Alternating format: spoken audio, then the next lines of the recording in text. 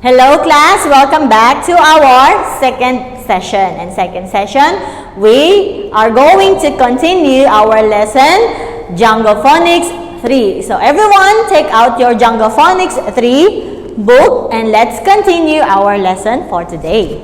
Open your book on page 70. This is our lesson for today. Learning sound. Ul. Very good. Ul. M. Ul. Mule. Mule. R. Ul. Rule. Rule. Can you repeat after teacher? 3 times, okay? Say mule, mule, mule. Again. Good job. Next, say the rule 3 times. Are you ready? Great, let's start. Rule, rule, rule. Alright, very good. Now, this is our first practice for today. Our practice for today is answer student book on pages 70 and 71. We have 3 parts. First, say, trace, and write. Second, read, circle, and write. And the third one is listen and circle. Follow these instructions carefully, okay? Now, let's move on. For our first practice, you need to say, trace, and write.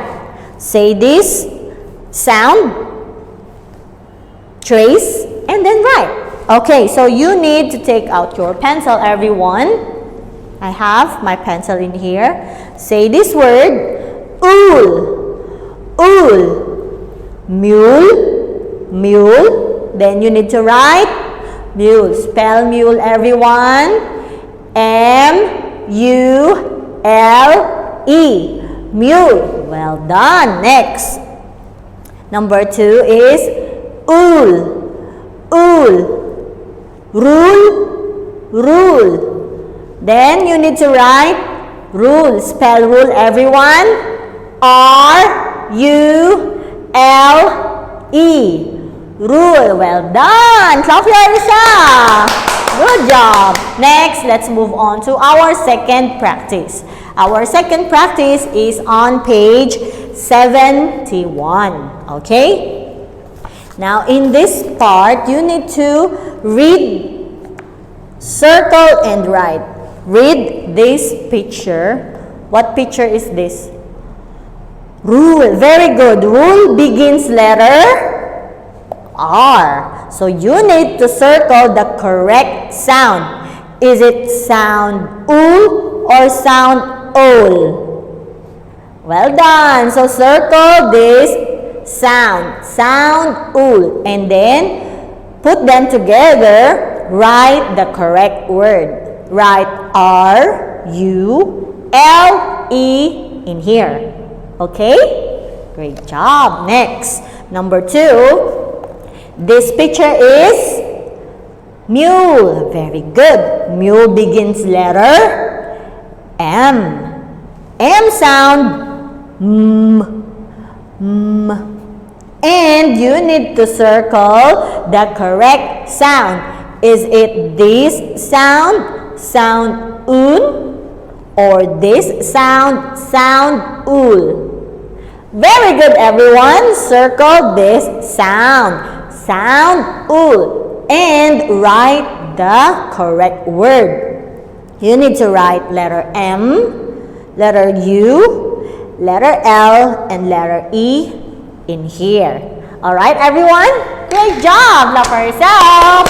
That is our second practice. Now, for our third and final practice, you need to listen and circle. So, what we are going to do, everyone, teacher will give you an audio track. Listen carefully and follow the instruction, okay? Are you ready? Okay, let's start. Track 91. Listen and circle. 1. Mule. 2. Rule. So that's the end of our practice for today. So we study learning sound ul. So these are the words that has ul sound. We have mule, and rule. Rule. Very good. Alright everyone, so that's the end of our video and lesson for today. So I hope that you learned a lot today. We have two new words, mule and rule. Well done everyone. And what learning sound everyone? Sound ul. Well done. Don't forget.